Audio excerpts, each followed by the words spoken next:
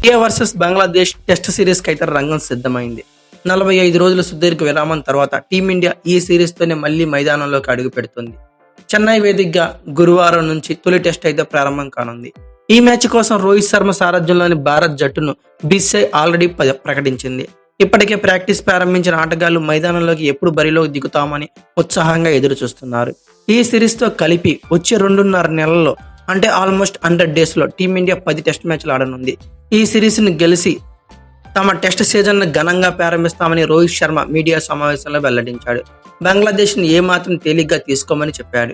WTC 2025లో భాగంగా జరిగే ఈ సిరీస్ గెలవడం తమకు చాలా ముఖ్యమని తెలిపాడు. భారత్ ను ఓడిస్తామని బంగ్లాదేశ్ ఆటగాళ్లు చేసిన వ్యాఖ్యలపై స్పందించిన ఆటతోనే బదిలిస్తామని స్పష్టం చేశాడు.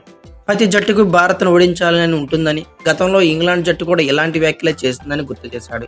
ఈ సవాలు గురించి ఆలోచించకుండా మెరుగైన క్రికెట్ ఆడేందుకు ప్రయత్నిస్తామని తెలిపాడు. అయితే బంగ్లాదేశ్ తో జరిగే 2 టెస్టుల సిరీస్ గాని షెడ్యూల్ ఒకసారి పరిశీలిస్తే తొలి టెస్ట్ సెప్టెంబర్ 19 నుంచి 23 వరకు చెన్నై వేదికగా ప్రతిరోజు ఉదయం 9:30 ప్రారంభం కానుంది. ఇక రెండో టెస్ట్ సెప్టెంబర్ 27 నుంచి అక్టోబర్ 1 వరకు కాన్పూర్ వేదికగా ఉదయం 9:30 ప్రారంభం కానుంది. అయితే ఈ టెస్ట్ సిరీస్ ఫ్రీగా చూడాలంటే ఎలా? భారత్ వర్సెస్ బంగ్లాదేశ్ 2 టెస్టుల మ్యాచ్ల సిరీస్ గాను రిలయన్స్ సంస్థకు చెందిన జియో సినిమా అలాగే స్పోర్ట్స్ 18 అధికారిక బ్రాడ్కాస్టర్ గా వ్యవహరిస్తున్నాయి. స్పోర్ట్స్ 18 స్టాటిక్ ఛానల్లో ఈ సిరీస్ మ్యాచ్ల ప్రత్యక్ష ప్రసారాన్ని వీక్షించవచ్చు. అయితే ఛానల్ ను సబ్స్క్రైబ్ చేసుకోవాలంటే డబ్బులు చెల్లించాల్సిన అవసరం ఖచ్చితంగా ఉంది.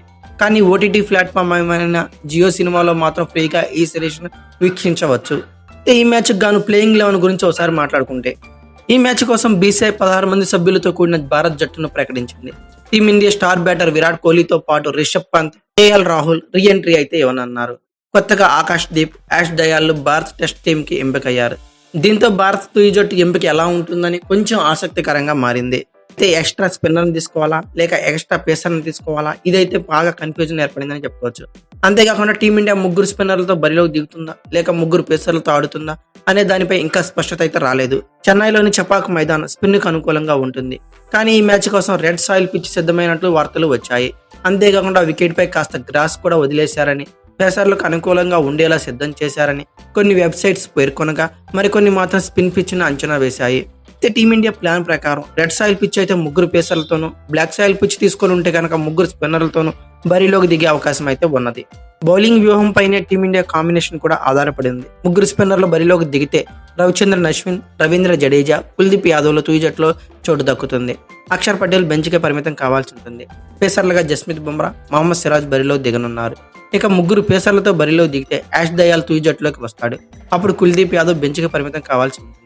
బ్యాటింగ్ విభాగంలో కేఎల్ రాహుల్, రిషబ్ పంత్ రీ ఎంట్రీతో సర్ఫరాజ్ ఖాన్, ధ్రువ్ జురేల్ బెంచ్కి పరిమితం కానున్నారు.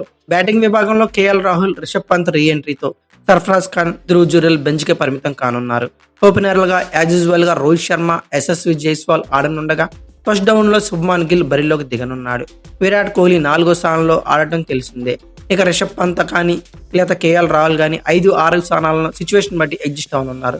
ఇంకా జడేజా 7వ స్థానంలో, రవిచంద్రన్ అశ్విన్ 8వ స్థానంలో దిగనున్నారు. ఓవరాల్ గా బంగ్లాదేశ్ తో తొలి టెస్ట్ గాను టీమిండియాను అంచనా వేస్తే రోహిత్ శర్మ కెప్టెన్ గాను, యశస్వి జైస్వాల్, శుభ్మాన్ గిల్, విరాట్ కోహ్లీ, రిషబ్ పంత్, కేఎల్ రాహుల్, రవీంద్ర జడేజా, రవిచంద్రన్ అశ్విన్, కుల్దీప్ యాదవ్ గానీ, యాష్ దయాల్ గానీ, జస్ప్రీత్ బుమ్రా, మహమ్మద్ సిరాజ్ ఇలా ఉన్నారు.